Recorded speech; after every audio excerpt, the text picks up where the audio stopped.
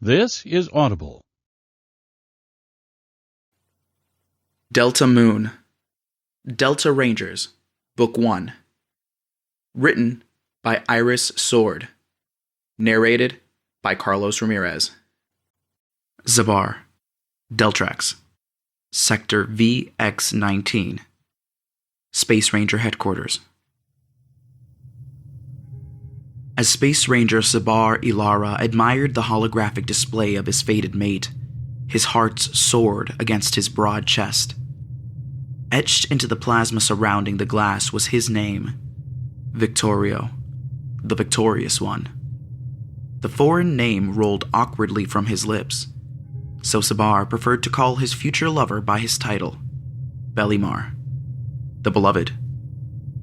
Belimar was a perfect picture of paradise frozen in time. His small, lithe body was just the right size, with a button nose and a coy smile accentuating his soft features. Wispy dark brown curls fell past his dainty ears, and his honey-brown skin practically glowed. Zabar didn't want to purchase a lover. He would have preferred to court Belimar in a traditional manner. But as fate would have it, across the galaxy the perfect mate was waiting for him, and his lover. How could Zabar pass up the opportunity to unite the trio? "Is that Victor?" Zabar's fellow Space Ranger Hailtrax Varon entered the command room. Zabar did his best to ignore the death glare Hailtrax leveled at the back of his head. He turned briskly, flashing a false smile at his temperamental mate. "Yes, he will arrive before the stars align, right in time for our prime and the festivities." Zabar noticed that Hailtrax's standard-issue white jumpsuit hugged his muscular body more than usual. The warrior had been training. No doubt because Belimar was coming, and the Deltraxan mating season was mere lunars away. Zabar took a moment to admire his lover, allowing the dull chrome interior of the rural ranger station to fade away. Hailtrax's shaved black hair complemented his high cheekbones and black skin. His dark brown, brooding eyes lured Zabar into his arms over a decade ago. Though in that moment, Zabar wished Hailtrax would glare at anything, or anyone but him. If only he used the muscle in between his ears more often, Zabar thought woefully as Hailtrax's green lips turned downward, frowning. "Must we bring the off-worlder into our union? It is a male, correct? Can males of his species even give birth?" Hailtrax asked. "Not this again. You were elated anyone would be willing to make the journey to our corner of the galaxy when Victor responded to our ad. You grew fond of him when we knew him only as V and had to pay for every single correspondence with him. Now you know his name, you've seen his handsome face, he's willing to come and our union has more than enough room to welcome him. He's on his way as we speak, but now you choose to reject him? Why?" Zabar snapped, not in the mood for Hailtrax's close-mindedness. Belimar's genetic profile confirmed what the men had already felt when they laid eyes on his matchmaking profile. They were meant to be together, and he was fertile according to the records sent over. If they allowed their upcoming prime to come and pass without bringing forth a seedling, they risked a fruitless union. And on the unforgiving ice giant of Deltrax, the central government would not forgive them.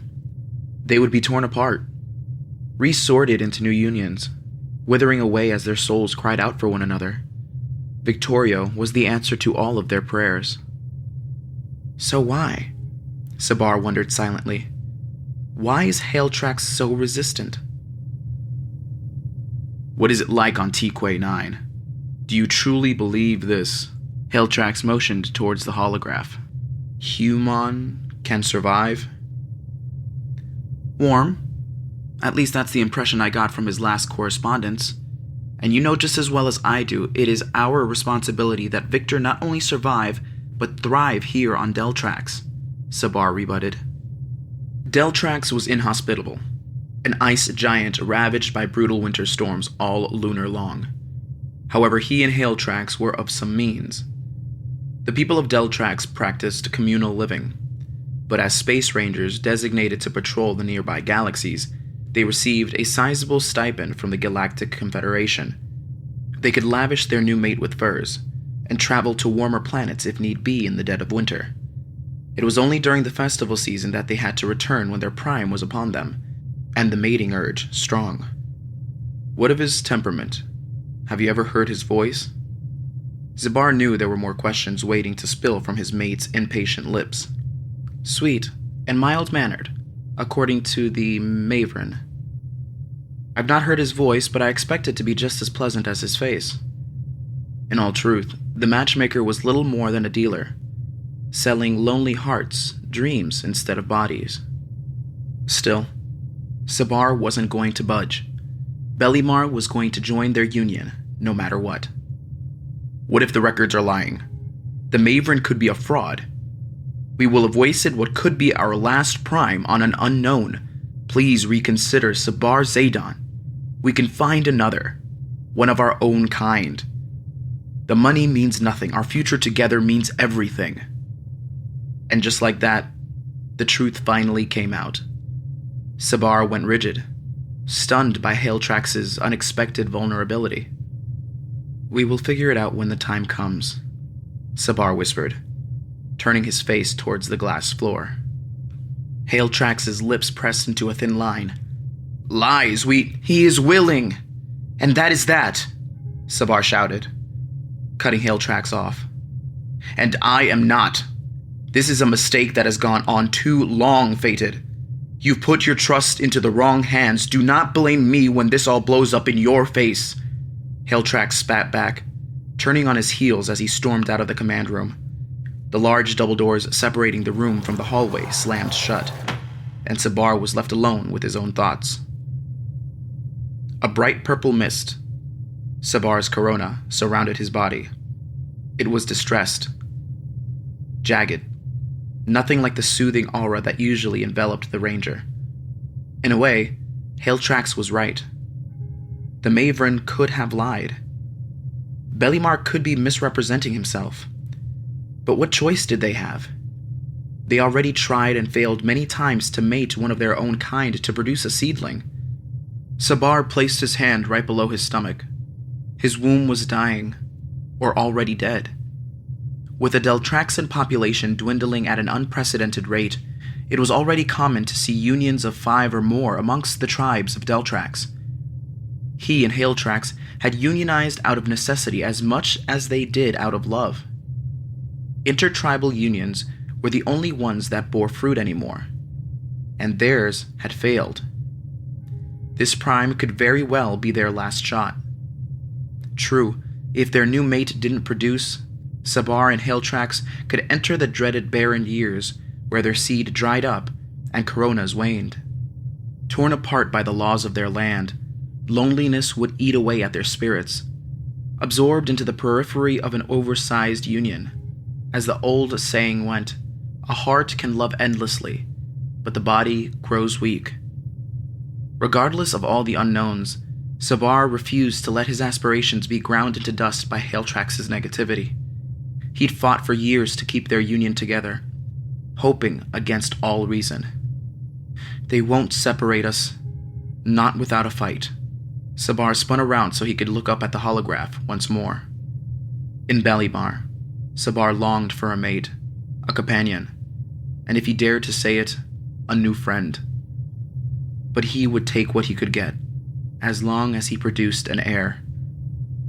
Hurry, Bellimar. We're waiting for you, and we need you now more than ever before. Victorio, Deep Space, Sector VX-19, Transgalactic Transporter Engine Room, X-88B. Fuck this shit, Victorio moaned, heaving a heavy slab of synthetic meteorite onto a floating conveyor belt. His load traveled down the belt and into a black hole to be incinerated, fueling the spaceship's nuclear core. A bell chimed somewhere out of sight soon after. Thank the almighty spirit it's time for a break, Victorio cheered, mentally and physically exhausted. Sighing, he wiped off the jet-black space dust covering his face and clothing, crouching down in his 6x8 prison cell masquerading as a workstation. Did I make the right decision? he mused in between hearty gulps of sanitized water. 109-345. A guard shouted Victorio's serial number, his ticket out of hell. When he didn't respond fast enough, the guard shouted even louder. Get back to work! He started arguing, when a siren blared overhead. Victorio miscalculated, and his 1-minute break had come and gone in a flash. Yes, sir, Victorio grunted, gritting his teeth to hold back a string of curses. His body still remembered the beating he got last time that he mouthed off. Victorio tried and failed to convince himself that he'd made the right decision to avoid another ass-whooping. There was no point in arriving in Deltrax pissed off and bloody. Victorio figured his husband-to-be X wouldn't be pleased to have his new property damaged on arrival. Shaking his head, Victorio slipped his goggles back on, tugged up his gloves, and started hauling more fuel onto the belt. His job was an endless, mindless, soul-crushing slog. At least the captain had a decency to turn on zero gravity for the lower levels when they launched. Plus, I'm in deep space and not the sovereign forsaken rock I've called home for 23 years, Victorio reasoned with microscopic joy. When the nameless, inhuman guard floated away, Victorio seized his short window of opportunity to glance outside. There was only one tiny window in his station, but it was enough. A fleet of cruisers blocked the stars, each carrying thousands of bodies headed to galaxies unknown. A mixture of dread and anticipation warred inside his gut. I shouldn't have done it, Victorio thought. I signed up for an intergalactic matchmaking service on a dare. 1 celestial cycle, 300 transmissions, and a marriage proposal later, I'm traveling to the furthest edge of the galaxy to meet a man I only know as X? That damn matchmaker wouldn't even let me see a picture of him before I fled. You're a fool. Victorio remembered his best friend Nova signing as they sat on the loading docks of Tikwe 9. He was the only thing tethering Victorio to that backwater hellhole. Well, that and the indenture he was fleeing from. They'd pressed their foreheads together without a word, a traditional way to say goodbye in the silent tongue. Then they'd split off, assumed aliases, donned disguises, and faded into the unforgiven void of space, hoping to reunite once Victorio executed their plan. The journey was much harder than the legends of runaways had led Victorio to believe the trip would be, but it was nothing compared to life under Tiger Chew's iron-tipped boot. Victorio missed Nova, and was afraid of what the future might bring. But nothing would make him turn back. Not now. When Deltrax was so close, he could feel it in his bones as the gravitational pull caused the transporter to sway. Victorio covered his ears as the ship reared up, overcorrecting, sending clusters of synthetic meteorite and laser-tipped shovels flying through the air. Even in slow motion, floating in 0G, one hit from either of those objects would result in instantaneous death. Getting fucked by a stranger for food and shelter is a whole lot better than getting fucked over for free, Victorio murmured to himself, getting back to work. Wandering minds result in headless bodies, his former boss used to say. He hated that Tiger Chew's voice was still in his head, dominating his thoughts. But Victorio knew he was right. He had to focus on the task ahead. There was no going back. Once a miner broke their contract and fled, the only thing waiting for him back on Tikwe was death. It had to be worth it. Victorio realized, to abandon everything and everyone he'd ever known for the promise of a better life. Or all of this would have been for nothing. Victorio would have sold what little he had to get on X-88B for nothing. He'd have worked himself to the brink of death all so long, and through the lunar rotation, to make it to Deltrax for nothing. He'd sold his soul for a shot at freedom, selling his body to some lonely bachelor in order to secure his future with Nova was the next logical step. Warning, docking in T5GZ. Prepare to brace. Relief flooded Victorio's exhausted muscles, giving him strength to carry on. I have to hold on a little longer. Soon I'll be home, and I'll be free. Deltrax, Sector VX-19, Space Ranger Headquarters, Transporter Bay. I'm the only one? Victorio asked, clutching the straps of his ratty backpack. Transgalactic Transporter X-88B landed on the frozen wasteland of Deltrax after piercing its sub-zero atmosphere. Victorio barely recovered from the brutal landing when he read the news. Overhead, a hologram flashed the number of passengers disembarking, a whopping total of 1. Out, the cybernetic guard who looked vaguely amphibian ordered, pointing his phaser towards the exit ramp. Victorio took that as a yes, shrugged, and floated towards the belt leading to the planet's surface. As he passed through the transparent tube connecting the ship to the docks below, Victorio couldn't help but marvel at the grand, snow-capped mountains that surrounded him.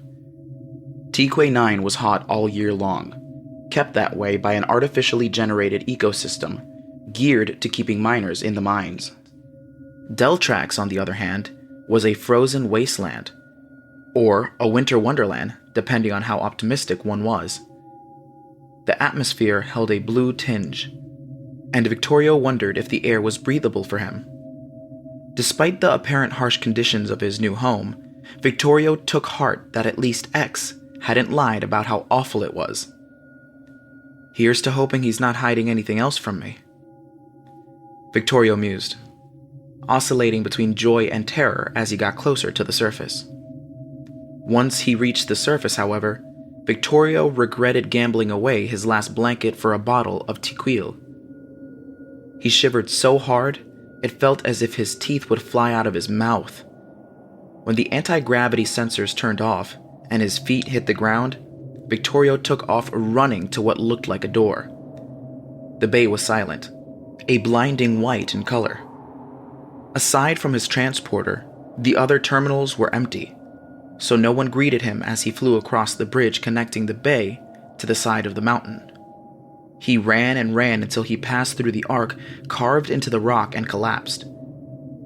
The weeks of torturous hard labor hit him all at once, and he couldn't bring himself to move.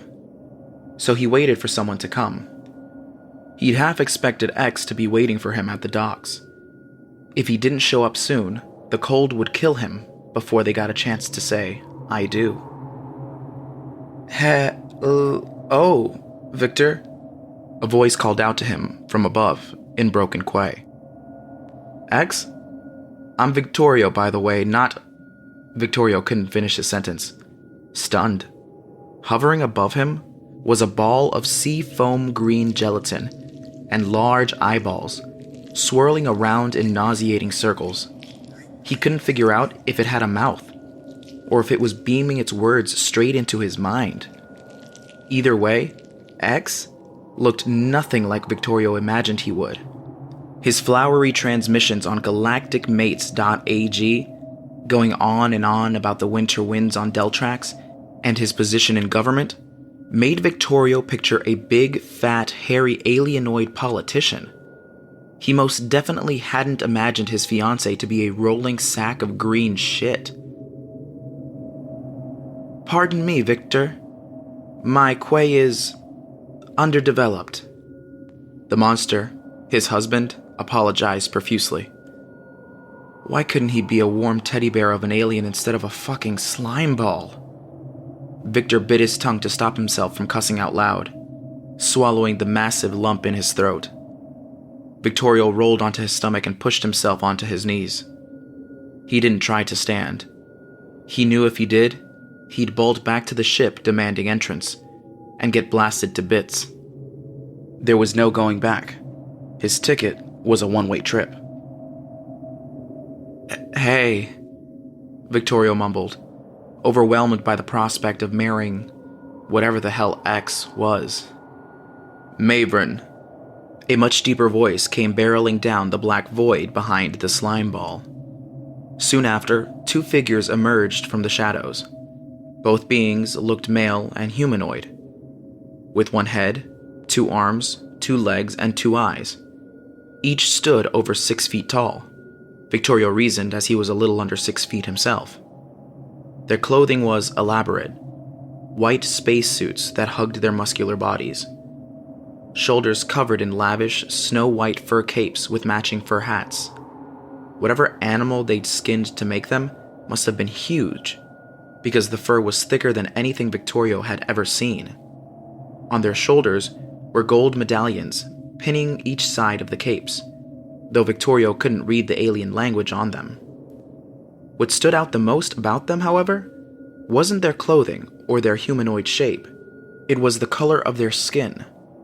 One was purple and the other black, but each alien emitted a faint color that swirled around their bodies like mist.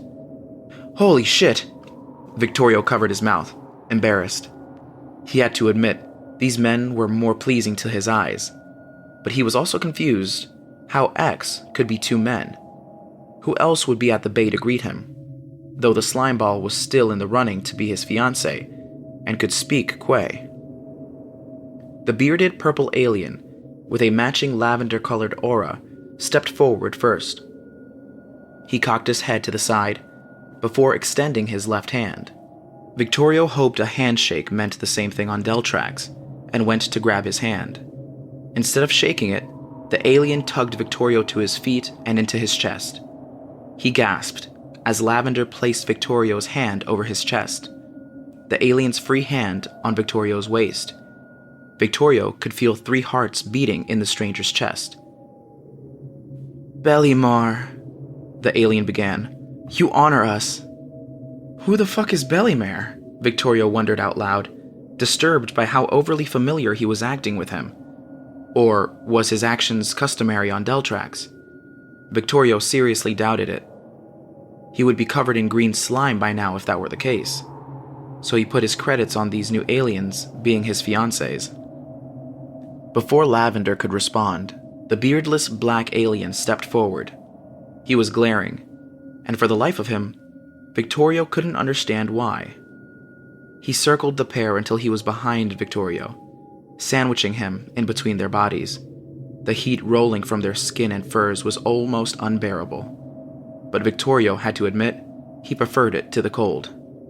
"You, Victor. You are Bellimar. Greetings," the alien with the lemon-lime-colored aura stated matter-of-factly, his tone dry as the deserts back home. "Maven!" Lemon-lime bellowed in a foreign tongue.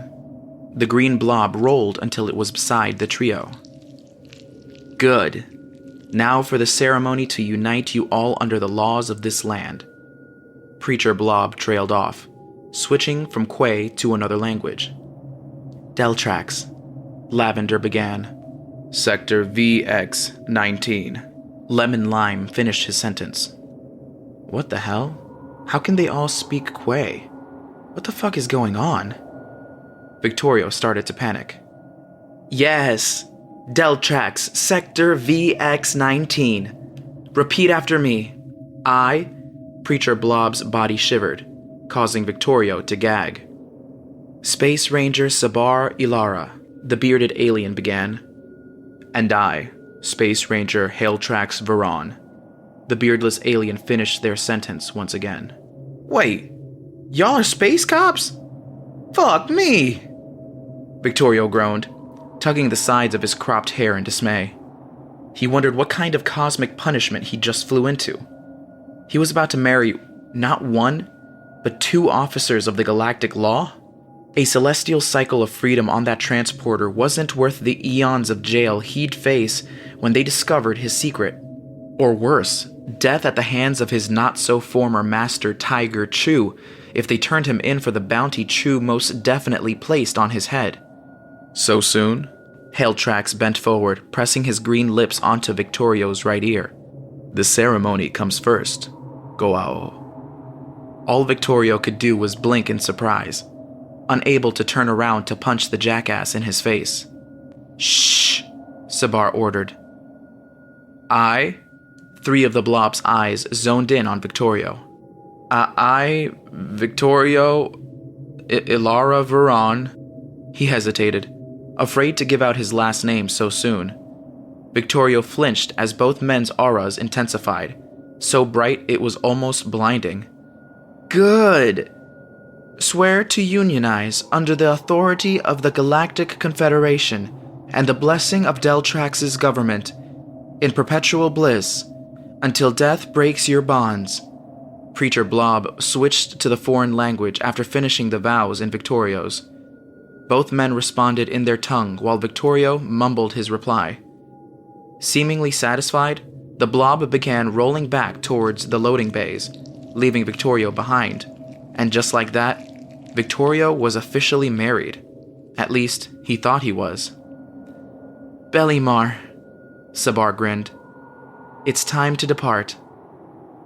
"My name is Victorio, not Bellimare," he huffed back, pulling himself out of their suffocating embrace.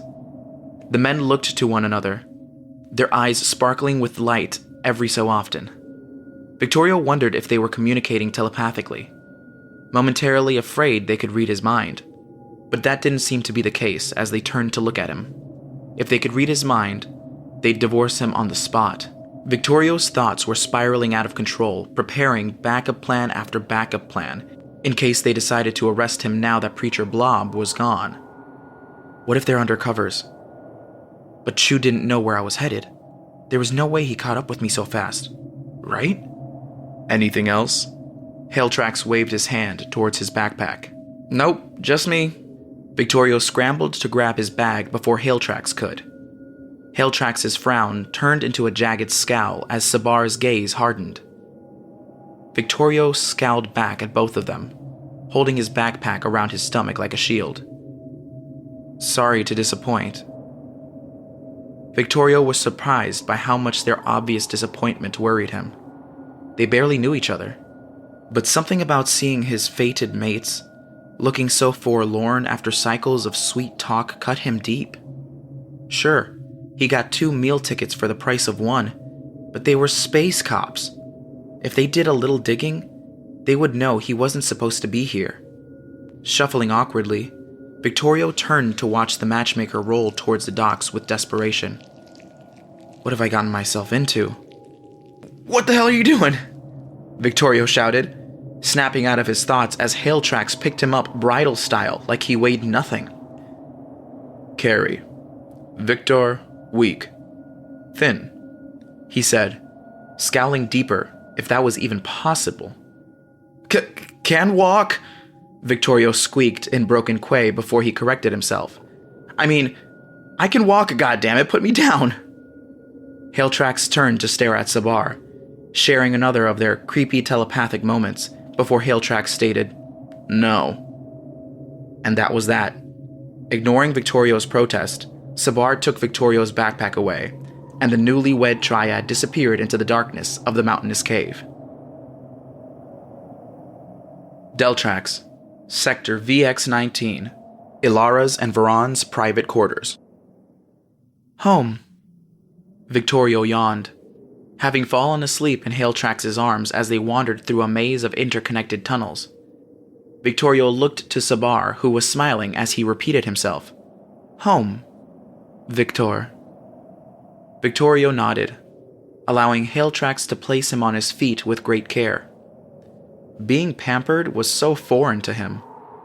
He didn't know if to thank him or to expect punishment when he stepped through the chrome double doors. Cautiously, Victorio walked inside. What he saw amazed him. Just as the X's had promised, they could definitely take care of all of his needs and then some. Seeing as their home was built inside a cave, Victorio thought it would be a dump like his old bunker. Far from it, their unit was hyper-modern, containing all the latest tech on the market. The common area had a futuristic kiln in the center, keeping the whole house warm. The furniture was minimalistic in style, small, compact, and gray. There were 2 rooms in Victorio's new home, and a tunnel leading to another section of the cave. You adore? Sabar asked, shutting the door behind him by pressing a holographic keypad. Hailtrax stood near Victorio, watching his facial expressions quietly. Hell yeah! This shit is nice! Nicer than anything I've ever lived in, Victorio added silently. His husbands looked at each other for what felt like the millionth time that night, obviously confused. It was times like these Victorio wished Tiger Chu allowed him to go to school. He'd picked up some Erlen 7 here and there, the universal language of the trio's shared galaxy, but he couldn't string a coherent sentence together to convey what he felt even if his life depended on it. Shower. Hailtrax broke the strained silence, pointing to a room. Victorio nodded, walking over to the door. He waited and waited until Hailtrax came up behind him and placed his palm over the projected keypad. The door opened to reveal a glass cylinder and a metallic floor. Victorio looked around for a place to take off his clothes in private and found none. He figured the other room was the bedroom, and it would also require some sort of keycode or bioscan. Sighing, he slowly unhooked his overalls and let them fall to the floor. Closing his eyes, he tried not to think of the men staring at him as he removed his only pair of clean underwear, goggles, work gloves, and his dirty shirt. Then he stepped into the shower pod and waited for further instruction. When none came, he peeked and instantly regretted his decision. Both men crowded in front of the shower pod, their cocks straining against their suits. Victorio's breath hitched as the men began removing their furs, boots, and spacesuits. Victorio tried not to hone in on Sabar's massive purple cock, or question why he was purple all over, while only streaks of green covered Hailtrax's mahogany skin and equally massive black cock. Are they going to dick me down before I can even wash my ass? Victorio didn't want to admit the idea was turning him on, as he cupped his cock and balls to hide his growing erection. However, instead of pouncing, Sabar pressed a sequence of buttons after the men entered, and a glass door slid into place. Forgive us. Sabar struggled to find the right words to say in Quay. Victor. Must sanitize. All must sanitize. Oh, Victor thought, face flushed, embarrassed at the direction of his wayward thoughts. He was a mail-order groom from a backwater planet. Victorio could be carrying some superbug from the transporter, or the clouds of green and purple mist surrounding his husband's could be filled with deadly microbes. Spreading infectious diseases was all too common when people came into contact with off-worlders for the first time. Okay. Hailtrax's baritone voice cut through his thoughts, handing him a piece of cloth that felt like silk. Yes. Victorio went silent again as streams of hot water and soap hit his naked body from every direction. His feet lifted off the ground, and they all quietly washed themselves in the altered gravity inside the pod. Showering with his husband so soon after meeting was embarrassing. Still, Victorio tried his best to put on a facade of gratitude. What good would it do to seem ungrateful? They hadn't hurt him, yet. If anything, they'd been overly cautious and overly nice. The least he could do was not come off as a paranoid bitch. Sanitation process complete. The shower system chirped in Erlin 7. Hearing a familiar phrase made Victorio feel at ease. It reminded him of his weekly showers back home when he returned from the mines. Victor? Hailtrax asked as the men landed on the floor. Yes? Victorio felt like a glitching hologram, repeating the same phrase over and over again. Now that they were all squeaky clean, and hopefully disease-free, that meant one of two things. They were either about to go get some rest, or consummate their marriage. As he gazed down at his husband's dripping erections, Victorio put his credits on consummation. Maybe he was just horny after being cooped up in the lower levels of a transporter for rotations on end. Either way, the air was charged, and something was about to go down inside of the pod. Pointing his eyes at the floor, Victorio shuffled in between the men. They seemed to like that position if their whirlwind wedding was any indication. Who hurt? Victorio turned to face Hailtrax when he asked the strange question, the green tip of his cock pressing against his stomach. Without a word, Hailtrax grabbed Victorio's chin. He tipped Victorio's head back as if to observe him. Who hurt? Hailtrax asked again, his voice pitching lower, shocked. Victorio was lost, until Sabar's fingers brushed against his serial number branded into his lower back. A crude reminder of how he paid to get to Deltrax. It was one of many old scars on his body, all of which told an equally awful story. Hail tracks touched the elaborate tattoos covering Victorio's heart and upper stomach. It all started with the Quay symbol for Tikwe, surrounded by a circle of Quay representing the ninth planet, as well as Victorio's date of birth and date of sale. 3 marks on the outer ring translated roughly to property of Tiger True, and a line underneath it all represented how much he owed his master, 100 million credits, plus cyclical interest.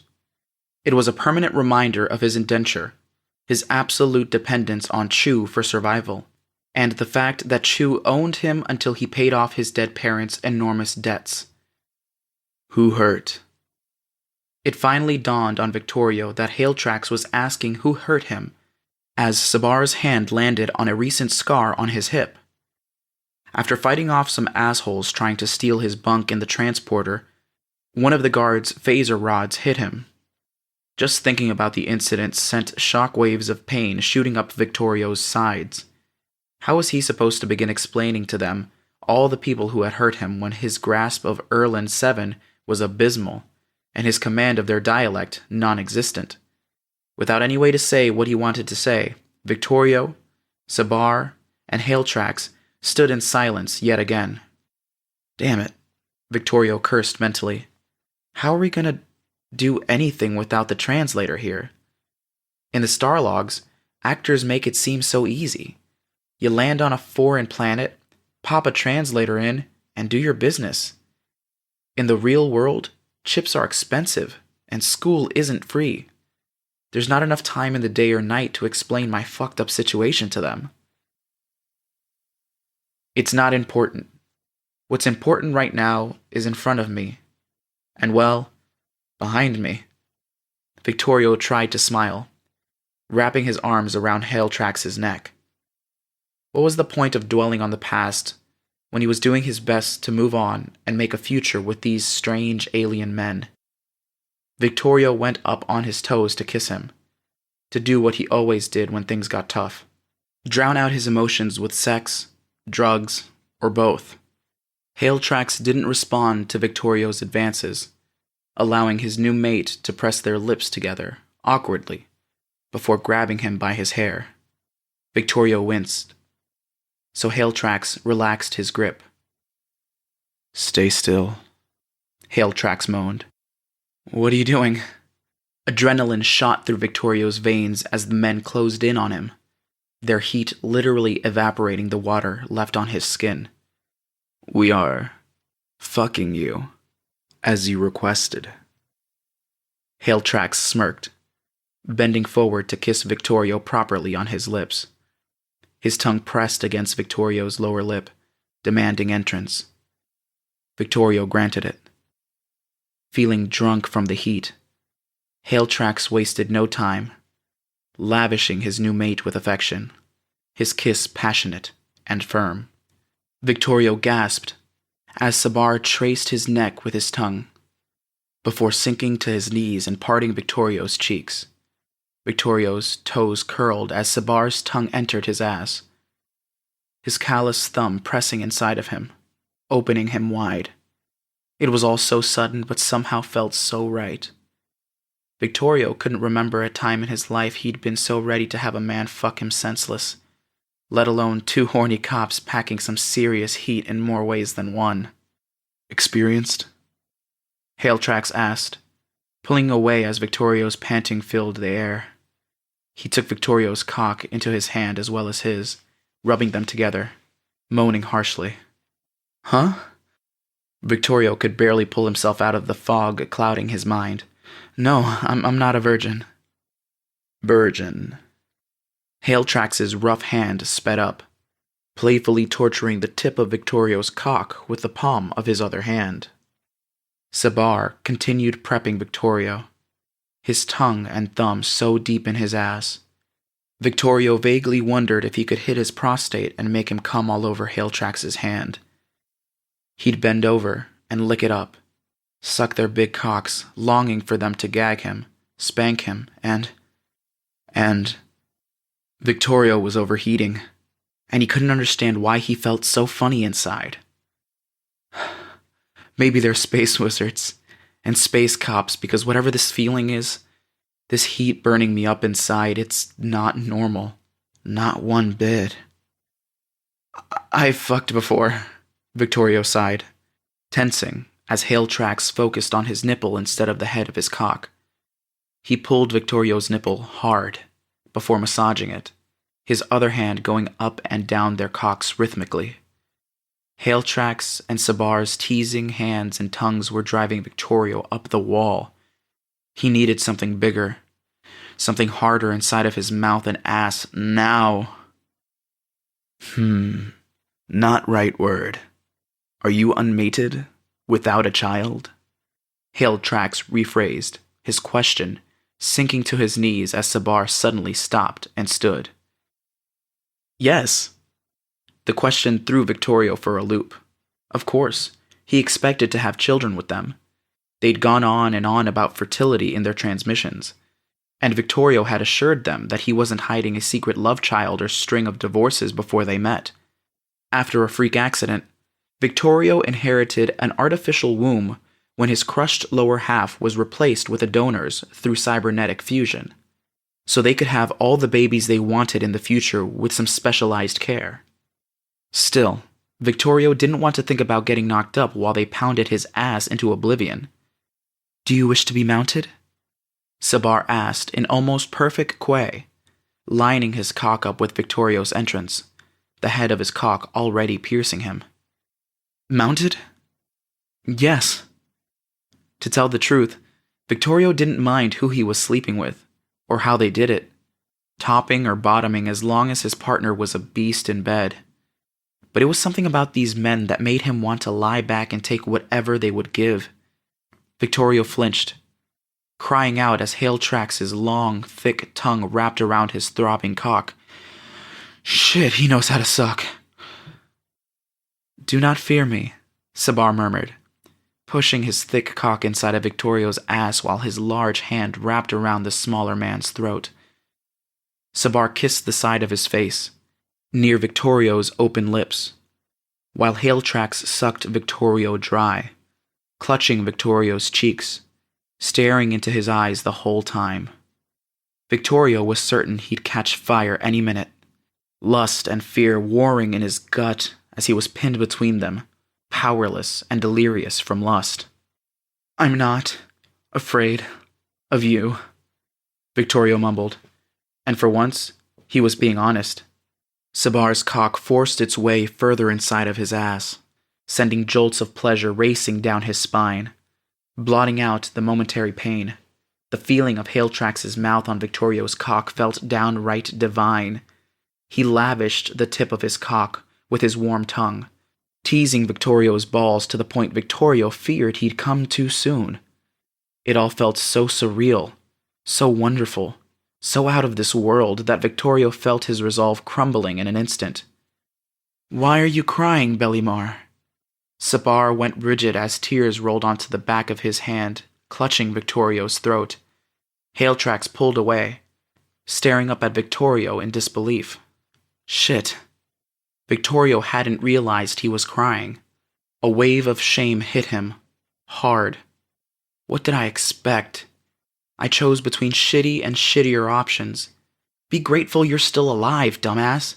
Be grateful they're hot and know how to hit the right spots. Be grateful. What is dumbass? Sabar asked, concerned. Victorio flinched in shock. He just said all of that out loud. Shit! Unable to hold back any longer, Victorio burst into tears, allowing their auras to blanket him as he cried his heart out. Their gentleness sent him over the edge, disarmed him, opened up a part of his heart and mind that he thought he buried long ago. Wanting to be wanted, waiting to be loved, Victorio knew those god-awful feelings all too well. Always the third wheel, never the first choice. But that was okay with him, when every day felt like his last. Then came X, with his sweet talk and promises of eternal affection on a safe haven far away from his abusers. As long as he was safe and given the pretense of love, Victorio thought he could fuck and suck and ignore away the guilt and regret of leaving behind everything. risking his life on a wing and a prayer. That's what he thought, up until now, when he was about to seal his fate and put his future in the hands of total strangers. The mating will be bad. Let us stop, Hailtrax. Belimar needs time to recover, Sabar said, pulling out of Victorio's ass with some effort as his cock had swollen impossibly big. Hailtrax released Victorio's cock and stood, nodding in agreement. This time, Sabar swept Victorio into his arms as Hailtrax followed. They entered the room beside the shower, a large bedroom. Sabar lay Victorio down onto a blanket of black furs before joining him on the floating bed. Hailtrax slid behind Victorio, boxing him in. Soon, the gnawing ache in Victorio's bones was replaced by the warmth of his men that settled into his core. Trust was a foreign concept to Victorio, but he had to put his faith in his husbands for now, because they held the key to his future. Sabar and Hailtrax didn't have to love him, he assured himself, as long as they never let him go. Victorio wouldn't let his emotions rule him forever, though that night, Victorio allowed himself to feel the weight of the galaxy on his shoulders, fearing the day his past caught up with him, crying himself to sleep. Hailtrax. Deltrax. Sector VX-19. Ilara's and Varan's private quarters. Hailtrax detested the sniveling thing his mate dared to bring into their union. Well, that's what Hailtrax told himself as he fiercely stroked his rock-hard cock in the shower. He imagined his mate and the human were with him, their sweaty bodies pressed together. Fucking, as Victor called it. His green corona fanned out around him, blazing hot, at the apex of what could be his last prime. The heat would not leave him until he buried his cock inside of a goao, one who can bear fruit. As an atuk, one who seeds the field, he could not give birth unless forced to by the will of the universe and transformed. During other mating seasons, his primal urge to mate was quenched by his fated, Sabar, a goao, but his time to bear fruit had come and passed, and no matter how much they coupled, they found no relief. That's what Victor was purchased to do, to quench their hunger with his body. But 5 lunar rotations had come and passed, and he would not open for them. Ugh! Hailtrax gritted his teeth, disgusted with himself as he came into the palm of his hand. He promised himself he wouldn't be swayed by a foreign goao, and here he was imagining his cock buried inside of his ass just to get off. He wanted to tie the foreigner down, ram his cock in both of his holes, and mate into the wee hours of the night. Even now he could smell Victorio's desire, as if he was one of them. His corona was non-existent, but Hailtrax imagined it was a bright blue in color, their hearts merging as one as their union blossomed. A voice appeared in his mind. We must give even more than we take, fated. Scoffing, Hailtrax finished his shower and dried off, beaming into Sabar's mind. Yes, we have given much and received nothing in return. Victor is useless. My cock might fall off before our prime is over. It's already raw and swollen.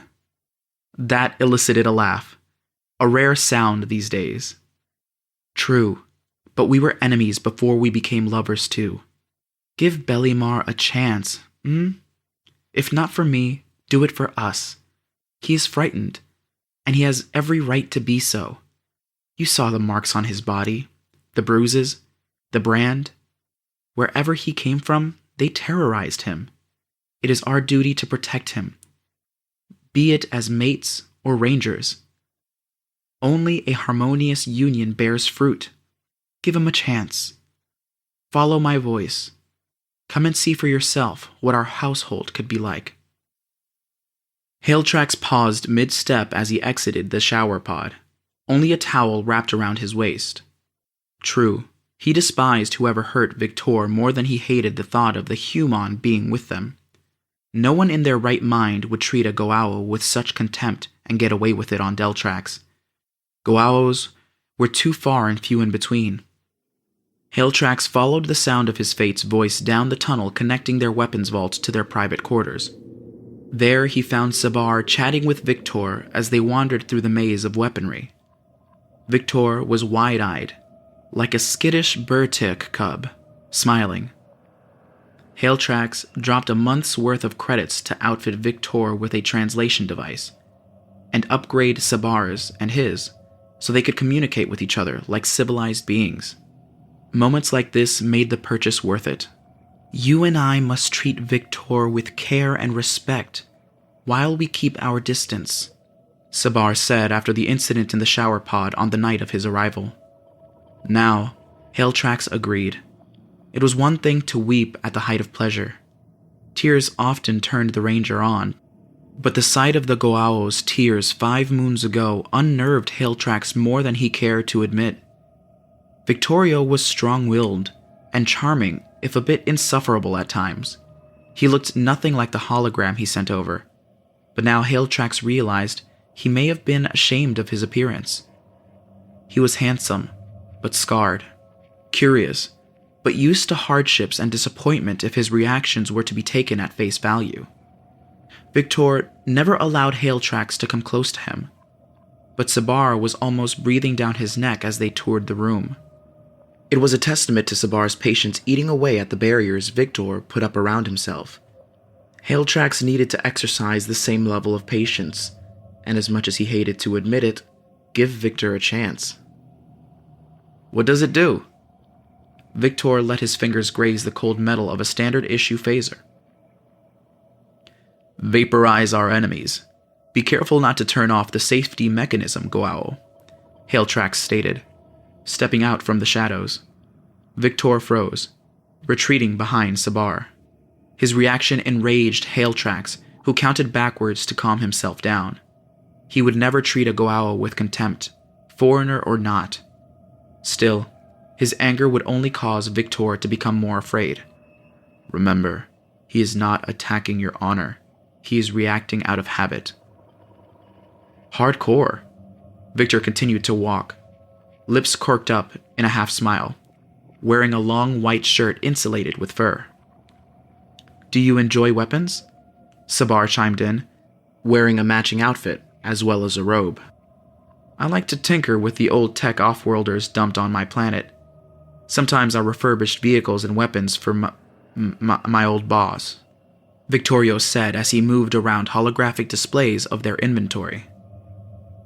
A suspicious reaction to a common question, Hailtrax thought, before brushing the feeling off. A mechanic? Hailtrax inquired, coming up beside Victor. Sort of, Victor trailed off, eyeing Hailtrax's erection straining against his towel. Should I take care of this before the festival? You know, a blowjob at least? Boss said you and him would lose your minds if I didn't put out soon. With all that noise y'all make at night, I figured I wasn't needed. A wave of magnetic energy hit Hailtrax like a ton of bricks as Victor curled his hand into a loose fist, moving it back and forth in front of his plump lips. He stared at Victor, astonished, before turning to his mate who was already removing his robe. How? Hailtrax was interrupted before he could send a full message to Sabar.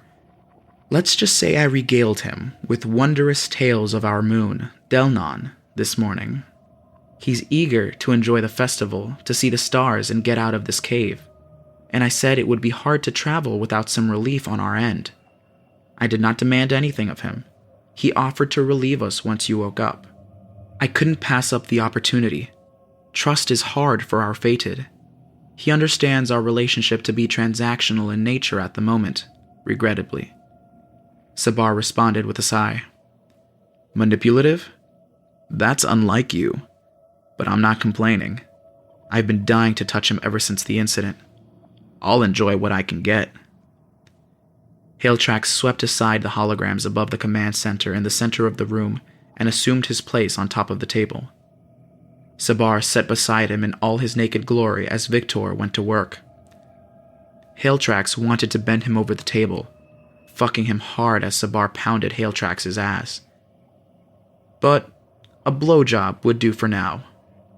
During the festival, when they were doused in the aroma of thousands of goaos and atuks, they would have more than enough time to explore each other's bodies.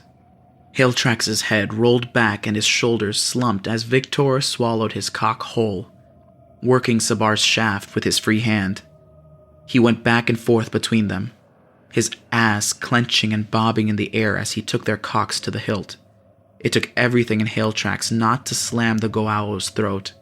He was so wet and so warm, and it felt just right. Soon he couldn't hold back any longer as he came, grabbing the back of Victor's head so he could swallow his load. When he was finished, he let go, and Victor pulled his cock out with a wet popping sound. A trail of green cum dribbled down his lips as he turned, mouth wide open, as Sabar pumped his purple load into his willing throat. The Rangers sat back, spent for now, but nothing would stop the mating urge during their prime aside from being inside of the goao's ass. "So," Victor said after wiping off his mouth with the back of his hand, "about that festival." "Request granted." Sabar slid off the table, his cock already erect, grinning like a fool. "Wait." Hailtrax entered his fated's mind. "What about the logs? We have to check them before we leave." "We will when we return. He is eager, and we may have a chance to go further with him.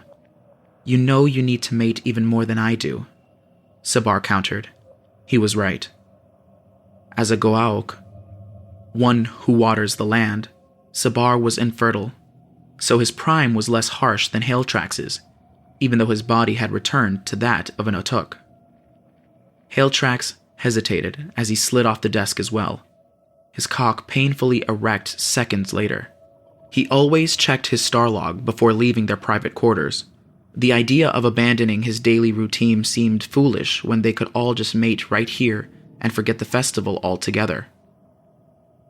"Hailtrax," the goao asked, his expression uncertain as he hovered near the mouth of the tunnel with Sabar beside him. "Let us go. Work can wait. The Trilunar Festival only comes around once a celestial cycle." He flashed a gentle smile at Victor and Sabar. Sex was a powerful drug, and truth be told, they could go a few hours without checking the logs. At that moment, Hailtrax realized why he'd been so afraid of Victor's arrival. It was common to see unions dissolve when a new mate was added, disturbing traditional bonds. He'd been wary that a shiny new mate would spell disaster for his relationship with Sabar, already pushed to the brink because of infertility issues. Far from it. Victor's presence gave him a renewed sense of purpose. For the first time in a very long time, Hailtrax pictured growing old with his beloved, and that was because of the alien goao, Victor representing their last shot at a future together. Sabar and him. A heart can love endlessly. Hailtrax never understood what the elders meant by that saying until now. What he felt for Victor was more like lust than love, but in no way diminished his feelings for Sabar. Sabar felt the same way. Of this, Hailtrax was certain. "Well, what are we waiting for? Let's go." Victor grinned, and it was the first time Hailtrax witnessed true joy in his expression. His heart swelled, and he grinned back. Victor's happiness infectious.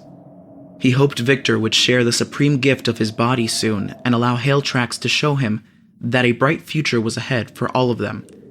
However, as the triad got dressed to make their way to the loading docks, they didn't see an urgent transmission appear in the Rangers' star logs paid for by the tycoon of TQ9, Tiger Chew. Tiger Chew. TQ9, Sector MZ14, Dogstar Meteorite Mines, Inc. A disembodied howl ripped through the air as Tiger Chew snubbed out his cigarette underneath his charcoal black boot. He brushed back his blacker bangs, revealing a jagged scar that ran from his left eye down the right side of his neck.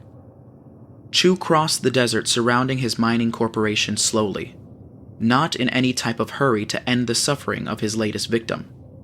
He'd been off running errands on the other side of the galaxy. When word got out, 2 of his servants fled. Thankfully, Chu recovered one of his assets before they could vanish into deep space, unregulated and hard to track. But one was still missing, and every minute Victorio Chu wasn't in the mines working off his debt, he was costing his master time and energy to hunt him down. Time and energy Tiger Chu didn't want to spend when it could be put into running his business more efficiently. If it were any other miner, Chu might have hired a mercenary to kill Victorio and cut his losses. But Victorio was different. He knew too much about Tiger Chu and his operation. He would find Victorio no matter what it took, and make him rue the day he betrayed his master. Well, well, what a sight for sore eyes, my lovely boy Nova. Chu smirked as he entered a dingy shed on the outskirts of his property. His teeth yellowed from years of hard liquor and tobacco. His robotic left eye zoomed in on Nova's trembling body curled into the fetal position on the dirt floor. Scars, bruises, and laser whip marks littered the 21-year-old's honey-brown skin. His wispy dark brown curls matted with blood. Electrified cuffs bound Nova's swollen wrists and ankles in front of him. Chu remembered the day he had to cut Nova's tongue out from his mouth for daring to question him in front of a client, trying to defend his so-called Bond brother on the run. The boy had been quiet ever since, working off his debt, doing what he was supposed to do. At least, that's what Chu had thought until Nova and Victorio executed their escape. Overhead, a message was blaring from speakers all over the mines, airing simultaneously on every wavelength in the galaxy. Galactic authorities are requesting all active rangers to assist in locating indentured miner Victorio Chu of TQ9. His master has declared him a fugitive. Galaxy-renowned tycoon Tiger Chu of Dogstar Meteorite Mines Incorporated. The bounty for his safe return has risen to 10 million credits. The transmission was music to Chu's ears. 10 million credits were nothing compared to the secrets Victorio was hiding on his behalf. Once I know for certain he didn't snitch, Chu thought as he pulled out his hunting knife. I'll gut him just like his friend. Chu walked forward and squatted, lifting the tip of Nova's broken jaw with the edge of his knife. Nova sobbed uncontrollably, pleading with his eyes for mercy that wouldn't come. Tiger Chu wasn't a man to be crossed. Instead of killing you right now, because that would be such a waste of your talents, Chu began as he cracked his neck. I'll use you as bait to bring out the other little rat who jumped ship. I always collect a debt, Nova. Now, it's time to pay your share. And once I find your friend, we'll have a wonderful reunion. To my star-struck wanderers longing to be loved, thank you for listening to Delta Moon. Written by Iris Sword. Narrated by Carlos Ramirez. Copyright 2019 by Iris Sword. To be continued. Audible hopes you have enjoyed this program.